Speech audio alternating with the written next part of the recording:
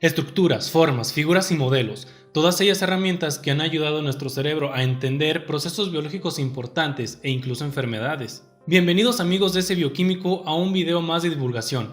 Esta vez hablaremos sobre cómo una ciencia tan compleja como la biología molecular puede conectarse con la computación, y esto para entender misterios en el cuerpo humano que no nos imaginábamos que podían ser explicados a través de simulaciones y estructuras. Estamos hablando de la biología molecular computacional. Es sorprendente cómo el hecho de entender las interacciones que ocurren entre átomos a través de sus enlaces ha permitido desarrollar toda una gama de programas de simulación. Te pongo en contexto, muchos descubrimientos sobre la elucidación de estructuras fueron gracias a técnicas de experimentación como la difracción de rayos X, siendo una técnica poderosa en cristalografía que permitió dar con la estructura del ADN. Y en este mundo de la elucidación no se podía quedar atrás un científico excepcional. Estamos hablando de Linus Pauling. Pauling en 1931 daba a conocer una aproximación gracias a las ecuaciones de la mecánica cuántica a las reglas de enlace de pares de electrones que en 1916 Lewis proponía. En ese artículo, Pauling publica importantes y potenciales características acerca del enlace.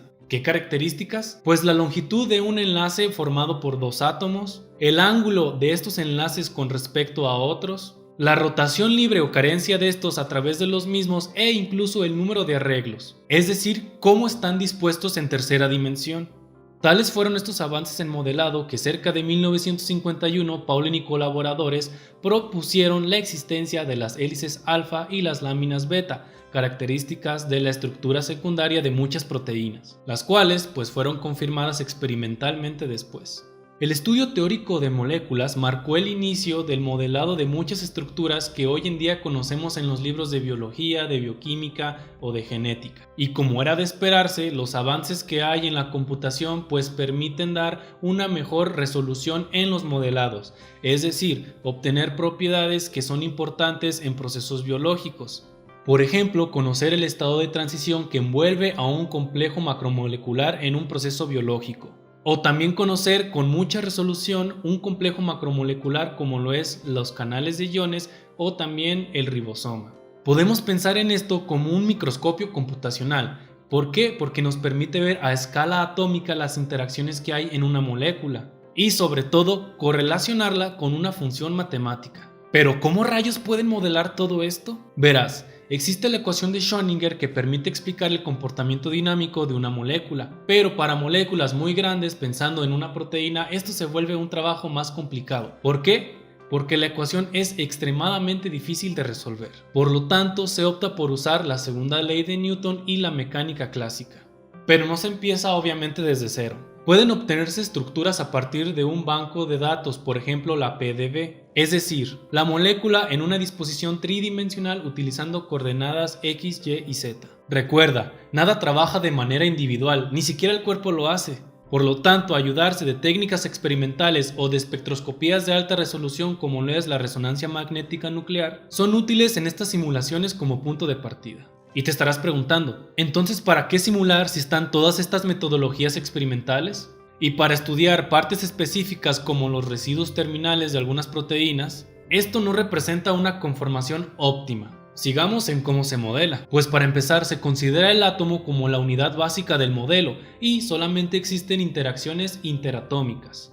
El átomo de esta simulación se considera un punto cargado, sin propiedades direccionales y sin sus grados de libertad. Las interacciones de los enlaces y sus ángulos son modelados como muelles, es decir, como osciladores armónicos. La fuerza entonces pasa a términos de energía potencial como un gradiente negativo que es dependiente de la posición del átomo. Después, los cálculos son llevados a cabo por algoritmos sofisticados que dan con una solución a la segunda ecuación de Newton para cada átomo. No es así de sencillo, pero en principio es lo que rige la dinámica molecular de estas simulaciones.